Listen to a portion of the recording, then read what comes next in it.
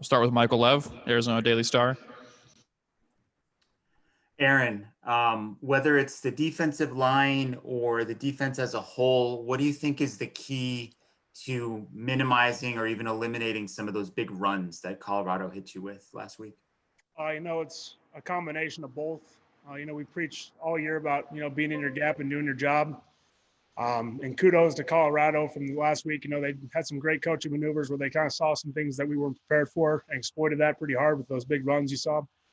I thought we did a pretty damn good job overall, but, eliminating big plays is a key to a defense. And when you give up, 6 or 7 plays that break for 60 yards, you're taking everything out of yourself and all the hard work you did in the other 100% of the plays, Right. So given the recent games against ASU, and also when you look at ASU stats this year, it seems like running the ball has been a big deal in the matchups against Arizona, a big part of their offense. Is that priority number one this week for you guys? Our mentality is always stop the run. It's the 3 factors of our football is stop the run, make them throw it fast. When you do that, you create turnovers. I thought we finally got our turnovers, in the game last week. We were real excited about that. Got the guys kind of throwing some balls they didn't want to throw. We weren't able to capitalize, but I think going into ASU, if we can carry that same energy, same mentality that we had. We just got to shut down the big plays and not let them break for those huge runs that they had. Next question, Justin Spears, Arizona Daily Star. As a Phoenix native, what does this week mean to you? Everything. This is you hate to say it, but if we had to win one game this year, it'd be this one. It's the biggest one of the year, especially every Arizona guy's watching this. Growing up, this was always the he said, she said in town. This is the battle of the bands for everybody. So we're excited beyond belief. Just so thankful that we made it this far, and thankful that Arizona State, got healthy enough to meet us this late in the season. So just grateful for the opportunity to play each other and bring Arizona football back together. From a player's perspective, do you guys almost approach this as a bowl game? Absolutely. I mean, any rivalry game you play, anyone who's ever played in one, this is bigger than some of the biggest games we'll play all year. I mean, this is recruiting talk. This is state talk for the whole year. It's bragging rights. So this is almost, bigger than a bowl game in a lot of our eyes because this is, almost everything. And what's the most memorable territorial cup that you can think of? I try to think back to high school and back in the day, but the one that really stands out to me was I was at New Mexico a couple years ago, I believe it was, when Arizona was up big and they were about to break it for one of their make it for that bull run, and Arizona State actually came back and took it from them. So it's always just shows how he could be a 1-win team through the whole year, and the other team could be undefeated. It comes down to this: it's whoever came to show up to play for the territorial cup, and that's what's so exciting about it. Next question, Rich Herrera, Wildcats Radio 1290. Good afternoon. A couple things. Do you have any friends at Arizona State that play football? Anyone you know? Not anymore.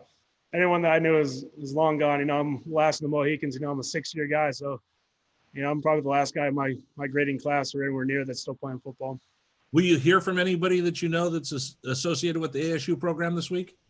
Just old fans. A bunch of friends from high school that went there. They're talking crap and they're having a good time with it.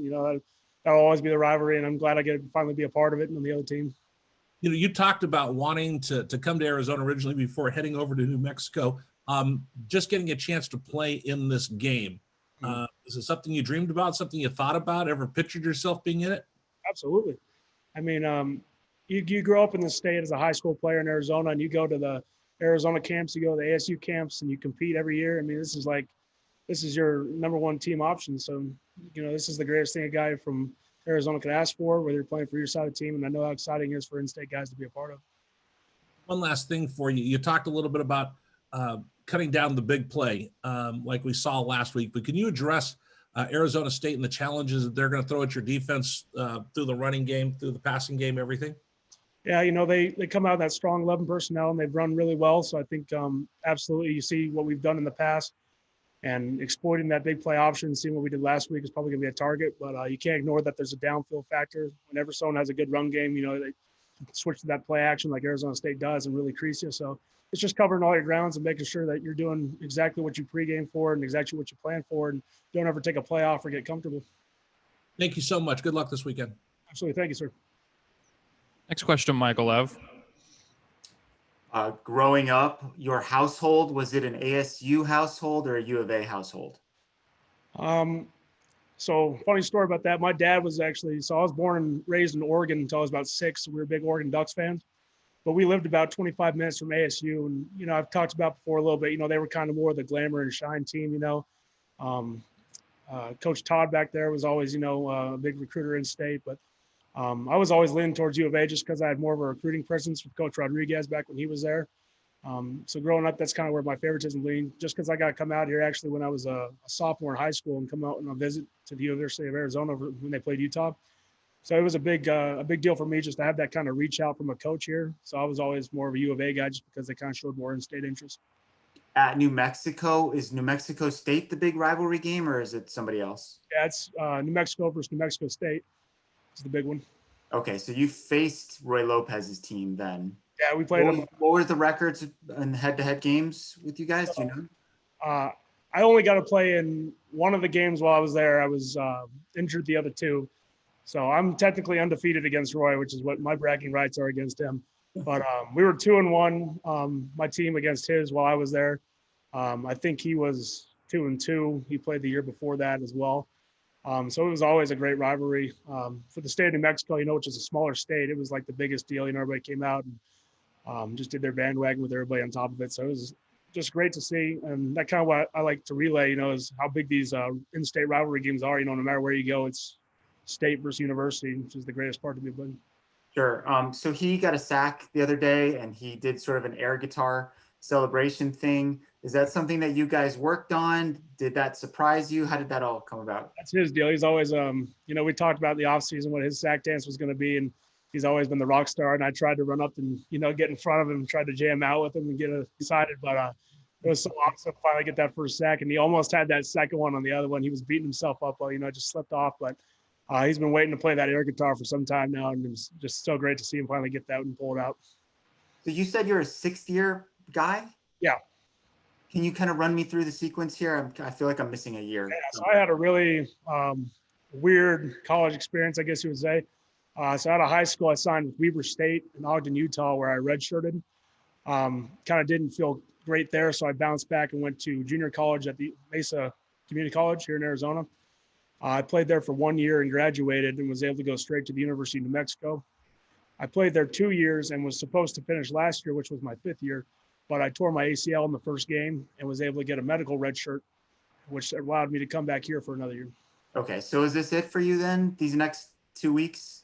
I was planning on that, and I've been given the option. The coaches here offered me a spot to come back next year, which is something I've been considering pretty hard just because this year's been so, terrible with COVID and being on and off, and we didn't really get to have the experience, most guys talk about, you get your years in, but I came to play Pac-12 football and I feel like I kind of missed out on the whole Pac-12 experience and just without the fans and the environment.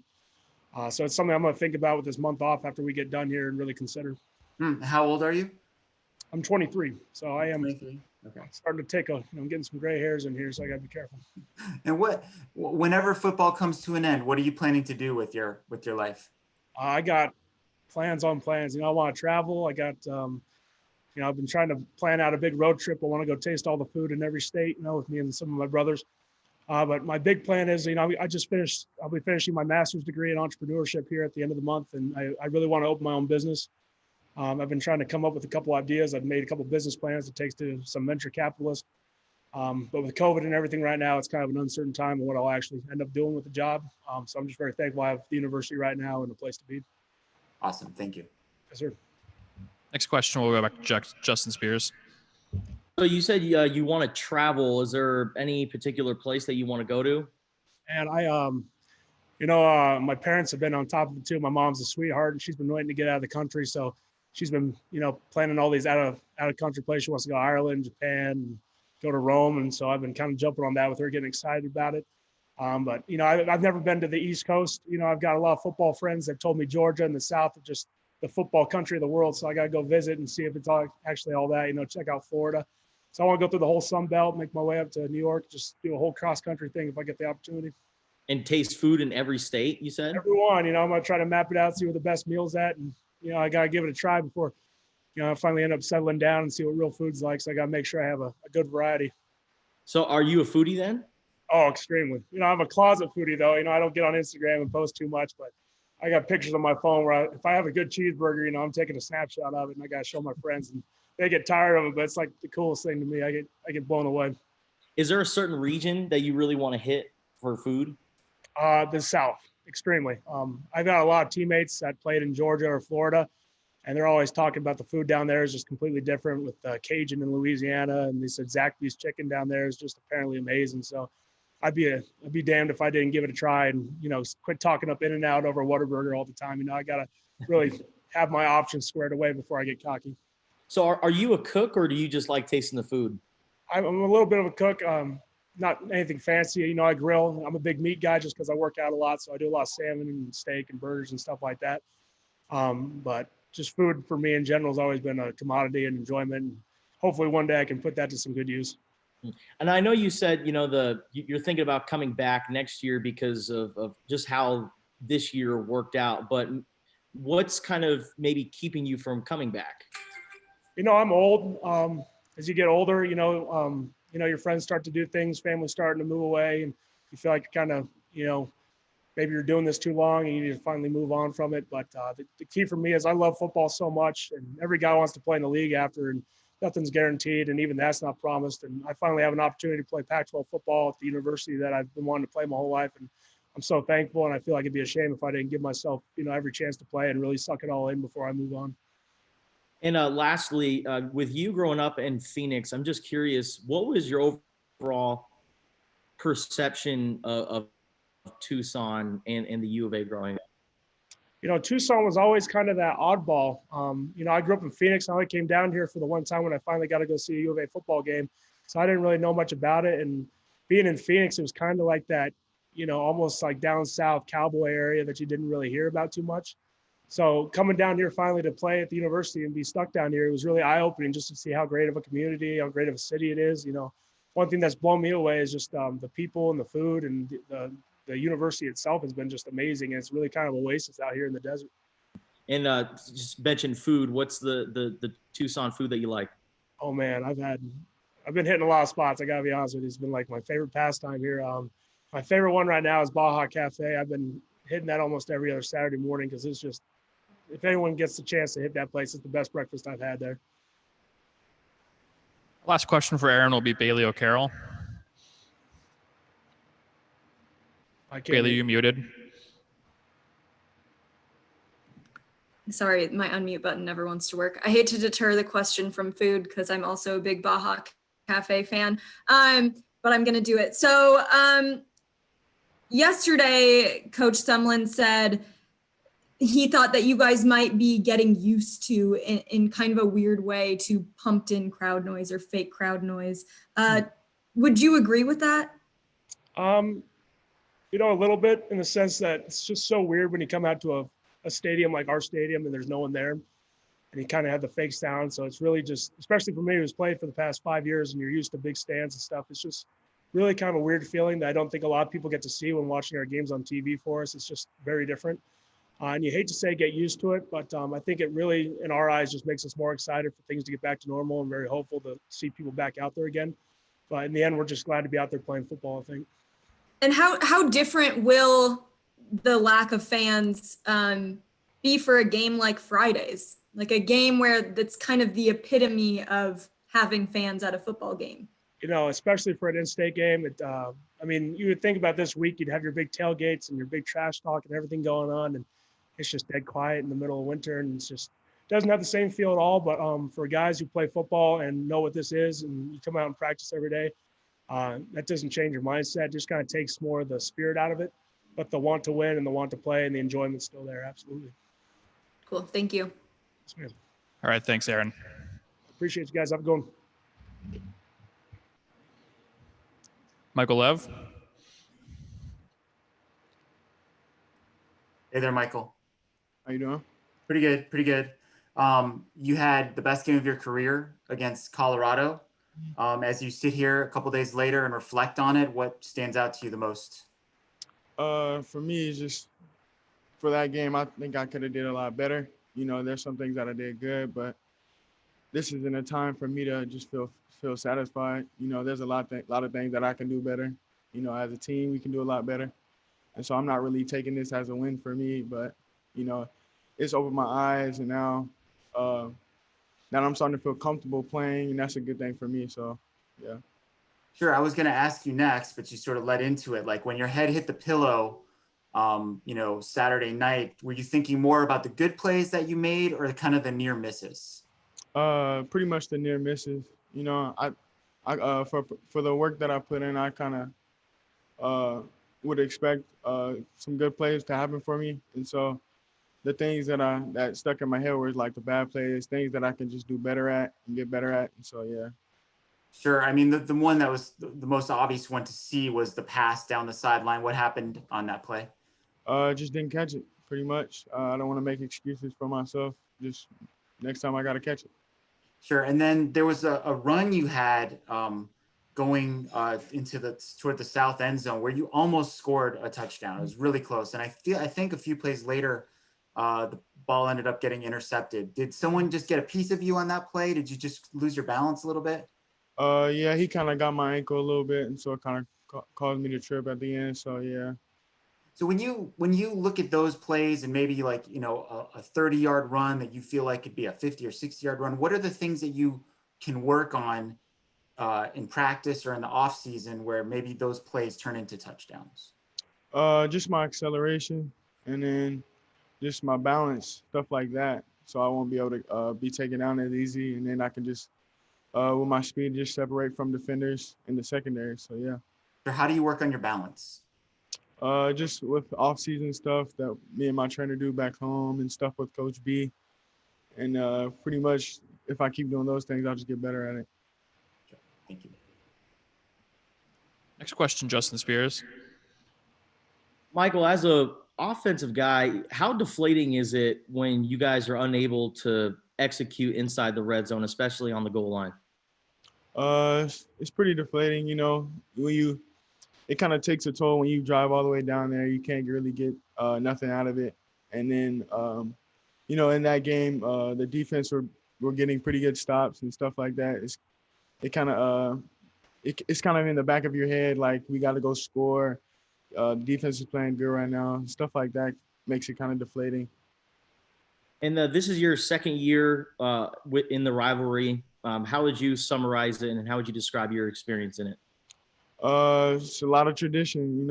I'm Coach Cecil. Coach Cecil had a speech for us, very interesting, but he pretty much got his point across and everything and stuff like that. It's just like us versus ASU is a big game, and just to see the history behind it is amazing.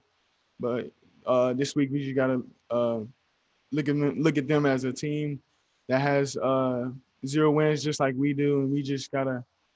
This game is just a battle of who can get the first W. Coach Sumlin said Chuck Cecil talked about like back in the rivalry, people were like kidnapping fans or doing something. What did you take away from Chuck's speech? It was surprising, but he pretty much got his point across, and same thing. Like I was just surprised when he said people got kidnapped and stuff like that. That just goes to show like how deep that rivalry is. Next question, Rich Herrera.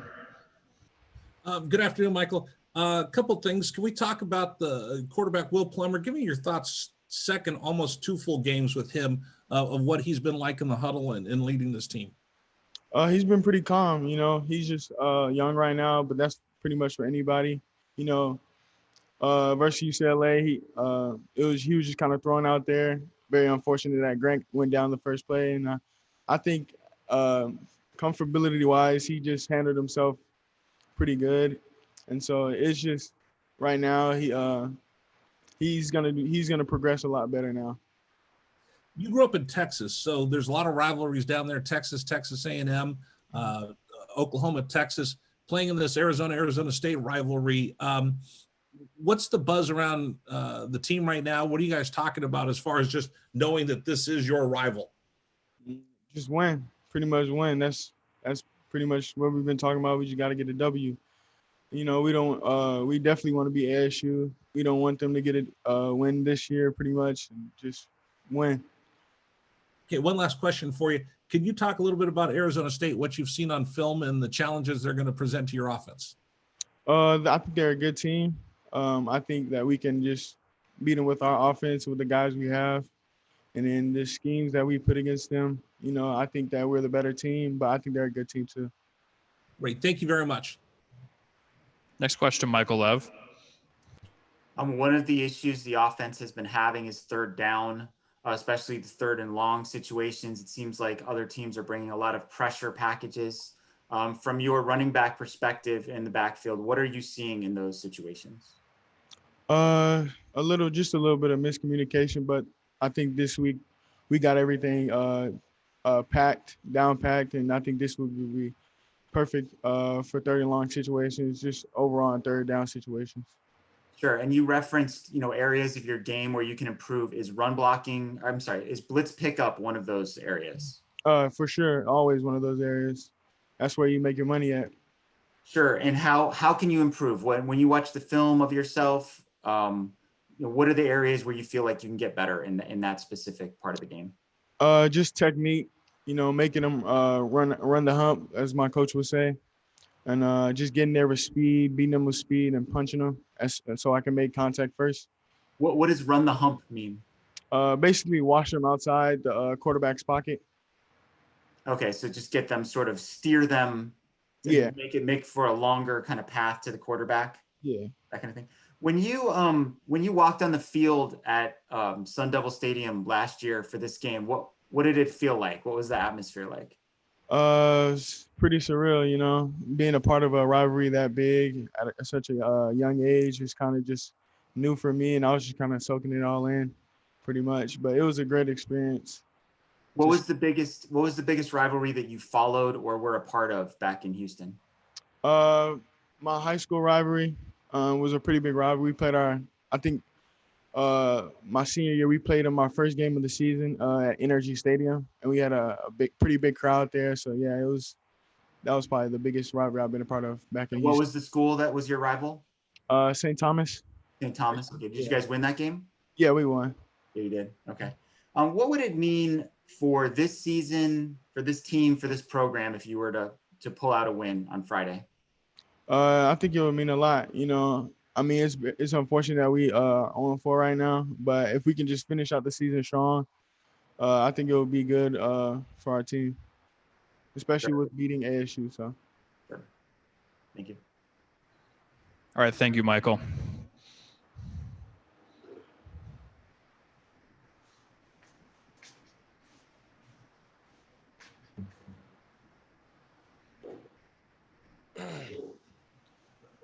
All right. Questions for Rourke Freeberg, please raise your hand. We'll start with Michael Lev.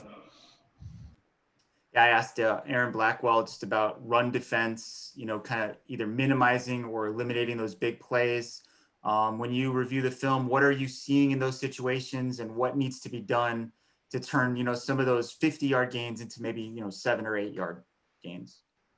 I think a lot of it is eye discipline and understanding assignment. You go back and look at the film, we're having, guys fitting wrong gaps, and I'm guilty of it myself. There's a handful of times where I'm throwing the blocker that I'm supposed to be in that gap, and I'm putting him in that gap instead of fitting in that gap. So just little things like that are, opening up big holes. And, I think there was a stat that 35 of Colorado's plays went for 2 yards or less. So, I mean, if you look at it, it was really only that, 4 or 5 big play runs that resulted in a lot of those big gains. So I think, just understanding assignment and eye discipline will help go a long way in stopping big plays like that.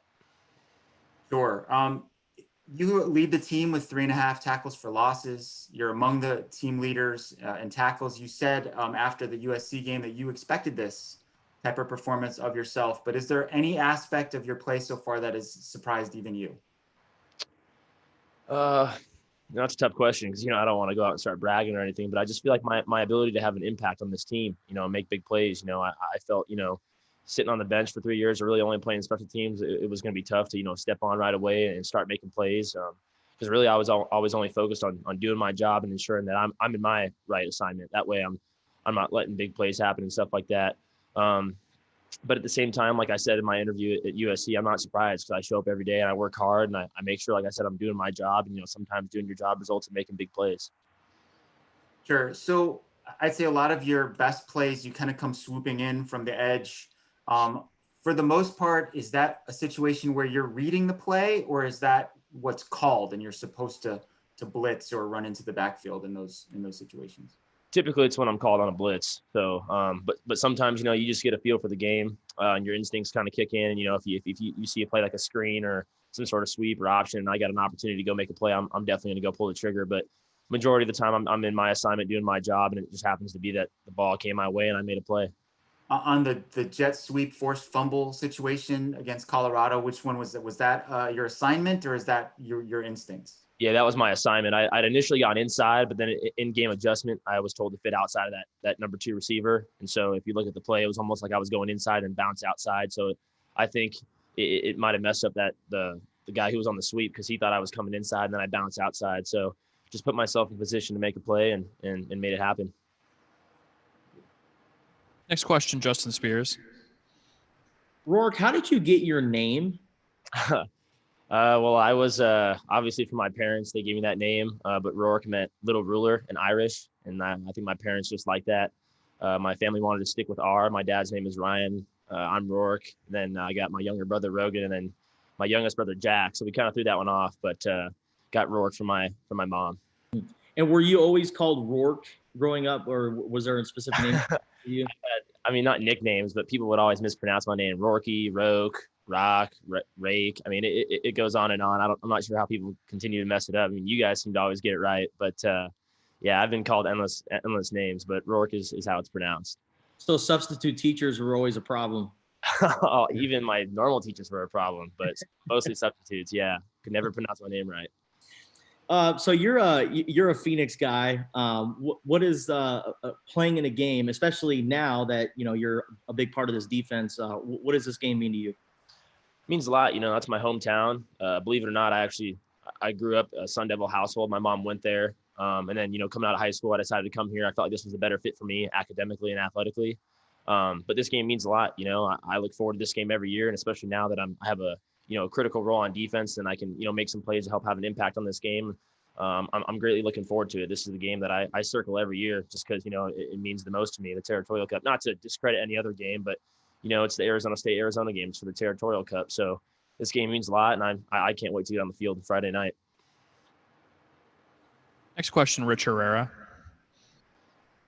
I have to follow up, Rourke, on your mom being a Sun Devil. Has she said anything to you this week? And what do you expect her to wear on Friday? Is she going to be wearing ASU gear, or is she going to be wearing red, white, and blue?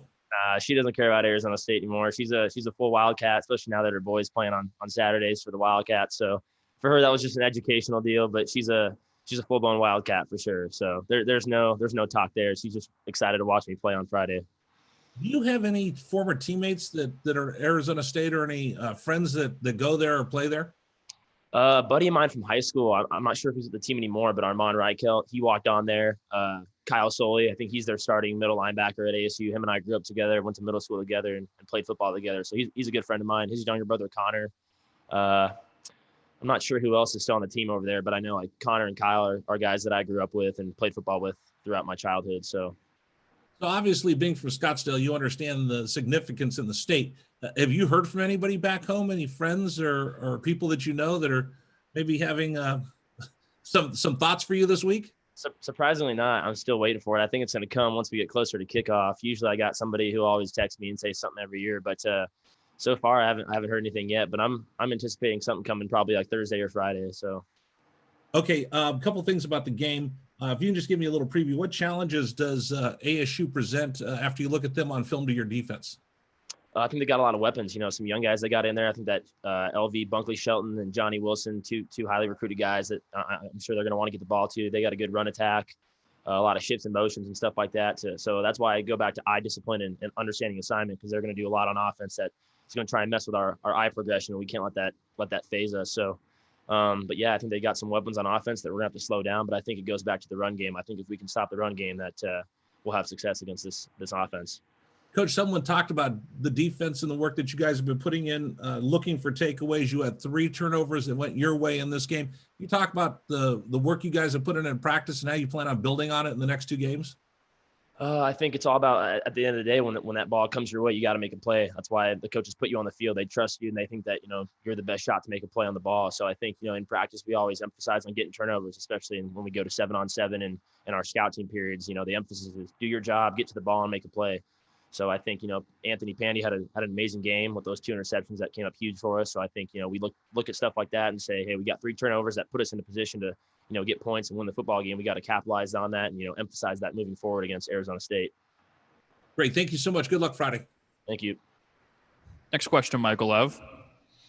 What did you make of Coach Cecil's speech the other night? Can't necessarily get into the details of that, but it fired me up. He's a truly passionate guy. I honestly like to think of myself kind of as him, as a newly reformed Chuck Cecil, if that makes sense. He was a walk-on back in the day who made a legacy for himself here. So, I've always kind of looked up to him and gone to him for advice. I talk to him, every other day here and there just about football. And especially this week, I told him, like, Chuck, this is our game, because he gets fired up every year for this. So you can definitely hear it in his voice, the passion he has. And, I know he's looking forward to getting out there Friday night. Even though he's not playing, I know he's highly anticipating this game as well.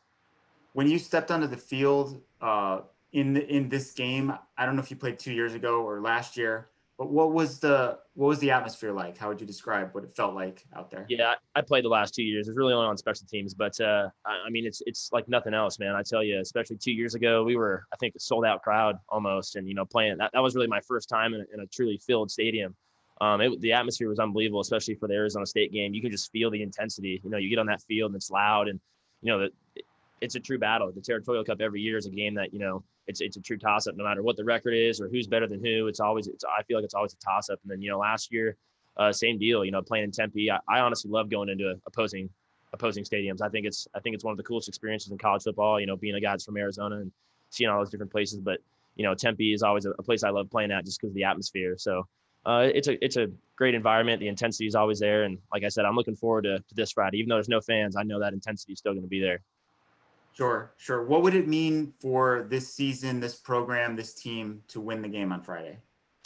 I honestly think it would mean a lot, especially to this community of Tucson.